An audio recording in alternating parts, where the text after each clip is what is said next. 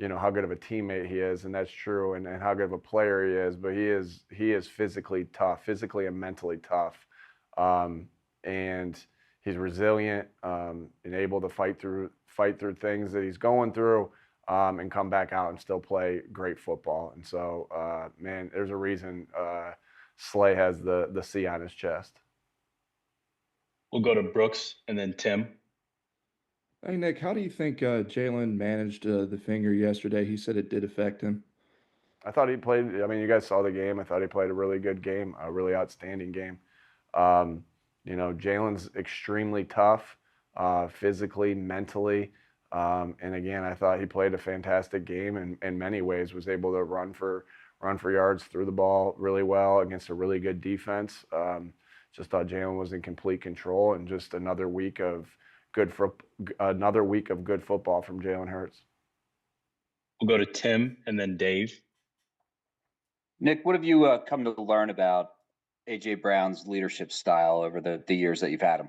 Yeah, again, like I've said to you guys, AJ is one of the best people we have, one of the best people we have on this team, and just know he deeply cares about being a great football player. I know he deeply cares about his teammates, and I get to see that on a daily basis. AJ's been phenomenal since the day he stepped foot onto this team. Man, I think the way he's played, elevates everybody. The way he plays football elevates everybody. And so again, AJ, everyone leads a little differently. There's also a reason that AJ has the C on his chest. And so everyone leads a little bit differently. AJ's a good leader, good player, great person. Great to all those. Great player, great leader, great person. We'll go to Dave and then John.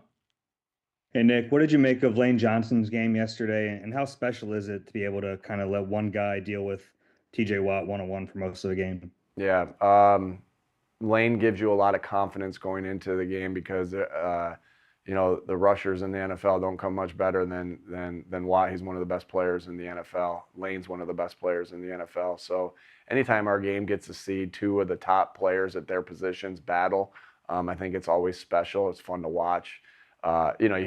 It's fun to watch as a coach. It's fun to watch, I'm sure, as fans, and so Lane, played a really outstanding game yesterday against again a phenomenal player, and so gives you a lot. It just gives you a lot of confidence to have 65 out there on week to week. We'll go to John and then Olivia. Hey, Nick. And correct me if I'm wrong, but it seemed like you went with empty sets a little bit more than you have recently. Is that about Jalen was talking about getting into a rhythm? Is that about trying to find that rhythm, or is that just more of a game plan thing? Every game plan and everything kind of goes into that. I mean, every game plan is a little bit different in how you want to attack and how teams come out in empty and the things that they do in empty. We're able to do multiple things out of empty, whether it's push the ball down the field, get the ball out quick, run the ball. We have a lot of different options that we can do. So it's been a good set for us, a little bit more than we had done in the past yesterday, but that was just the way the game unfolded and things we were doing. And Jalen did a really good job of operating from that empty set. We did it the very first play, and he makes a great play just to start off with that, plus 20 completion to Grant, and the guys did a good job of. I thought that the protection. I wrote that down multiple times as I'm watching it. The protection that we had in empty against a really good rush. We'll go to Olivia and then Zach.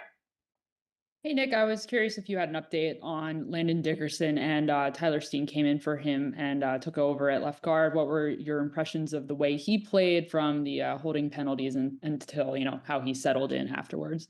Yeah, still going through our process that we go through every Monday, Tuesday. We'll have more information for you guys on Wednesday of where we are with that. Obviously, he didn't go back in the game, so we're just still going through things. And I thought Tyler did a nice job when he got in, and we've had that all year. That guys have stepped in, and again, that's not an easy game to step into against a team like the Steelers. And Tyler came in and helped us get a victory. We'll go to Zach and then Martin. Hey, good afternoon, Nick. If you had to identify what makes this defense work, what makes this a good defense, what would you say it is? Man, there's a lot. I don't know if there's one thing I can say. This this is the thing, but I think that the players are playing relentless, physical, getting to the football. I always say, hey, teams play good defense when they're on the same page. Teams play good defense when they block, destruct, and tackle well, and teams play good defense when they are relentless in getting 11 guys to the football. I think most definitely we've had that. Most definitely we have good players on our defense. So tribute to Howie and his staff of the players that they've brought in here. And then, our defensive staff has done a great job, starting with Vic, of putting the players in positions to succeed and then just getting them better. I think, one thing we talk a lot about as a staff is like identify talent, right? And then once you get the talent in here, it's our job as coaches to develop that talent. And, and I think, again, very talented players that we have. And then the guys have done just such a good job of developing it, right? Zach Bond hasn't played a lot of inside linebacker. And so make no mistake, Zach Bond gets all the credit for that because he's playing his butt off. But Bobby King's done a great job of helping him develop into that in that area. And N'Kobe's done a good job of helping him develop in that area. And so, that's what we always think about is how can we identify the right people and the right players and with the right talent for this team. And then our job as coaches is to develop them. And that was always a thing at Mount Union that we talk about a lot: recruit, retain, develop, recruit, retain, develop, recruit, retain, develop. Like these things that I heard on a daily basis, I have it etched in my head. And so, the big thing is the develop part is that's where you got to do your job as a coach. And again, I think that all those things have played into that, Zach. We'll go to Martin and then Bo. Hey, Nick. I think you mentioned yesterday about Jalen's passer ratings being over 100, and it's been like that in 8 of the 10 games during your streak. And his rating yesterday was like his fourth best during that stretch. What does that say about the way he's played Sunday and has been playing? And would you go so far as to say this is like his best stretch of his career? Yeah, that's again, I don't think I'm in a state to say, yeah, this is his best stretch or that was his best stretch. Meaning I haven't thought about, the other times he's done that in a little bit. So, but I think it just says how efficient he's been playing quarterback. There's a reason a couple weeks ago I said, Jalen should be up for the MVP discussions. You win 10 games in a row and you touch the ball every down. I get that we haven't thrown for a lot of yards, but he's been so efficient to be able to do the things we're doing. And again, it's not just efficiency like the quarterback rating we talk about, right? But it's not like we're completing 5 yards an attempt, right? It's up there 8 plus, 8.5 plus of our yards per attempt. That's when you're playing efficient football. So, and that's hard to do and take care of the football all the same. And so he's done a great job of taking care. I know they got one yesterday on us, but he's done such a great job of playing quarterback. I can't say enough. Like just things that are kind of unseen too, like the way he's handled situational football. We had the ball for 10 minutes at the end of the game yesterday. Well, that doesn't happen unless the quarterback's managing the huddle, unless the quarterback's getting the guys up to the line of scrimmage at the right time, unless he's breaking the huddle at the certain time and snapping the ball at a certain time. Drives don't continue unless you're efficient on third down, which we were. We had a 3rd and long that converted that got us to 4th and 1.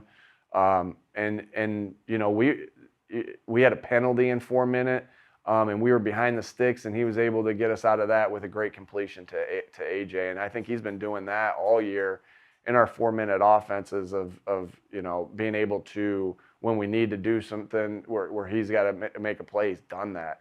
I can't say enough of how good a football he's playing.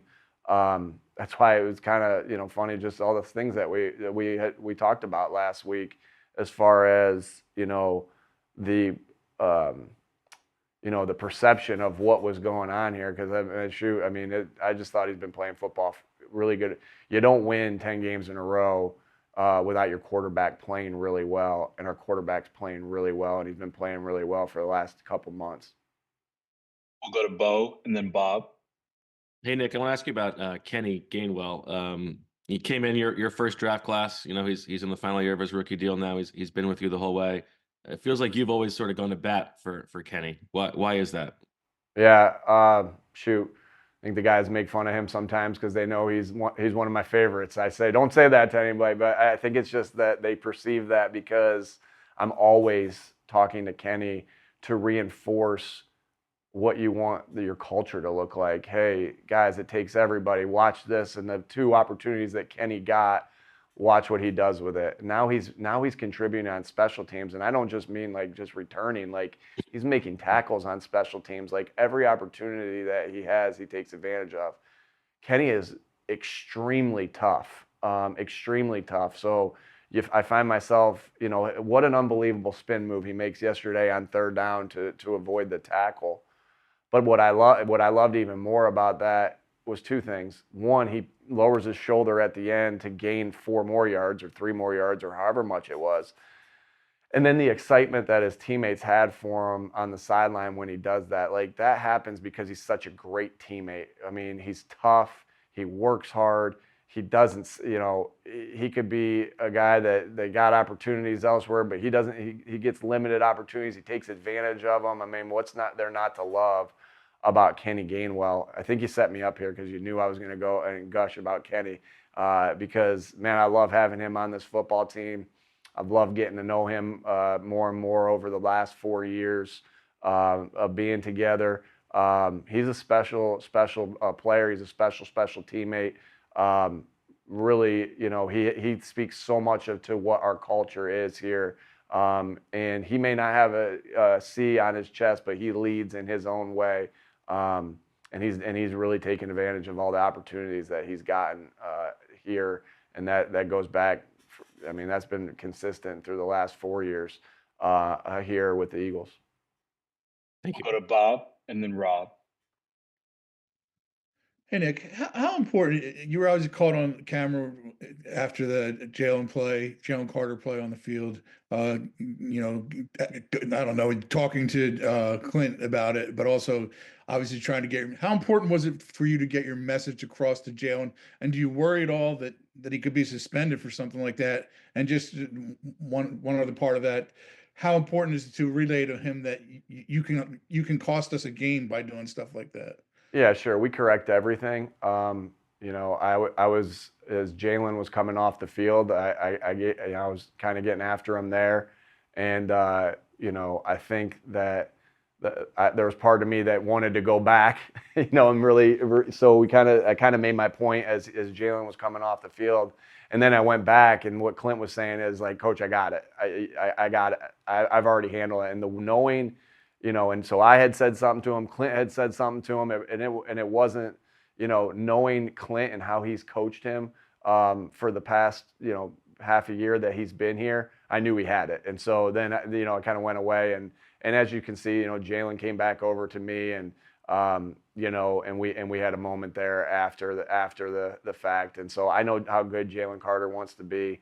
I know how aggressive he plays, and my message to him always, and all our players are, we want to be aggressive. We want to be physical. We want to do all those things, but we want to do that within the rules. And it's the same thing I say to these guys, when they're celebrating after a big play, because we want to have joy together. We want to show our personalities. I want them to be everything and show who they are within the rules. So it was kind of the same message there, is we got to do the things within the rules, again, because you want them to be physical and you want them to be relentless, but we got to be better, and he knows that, and we'll be better from this moment.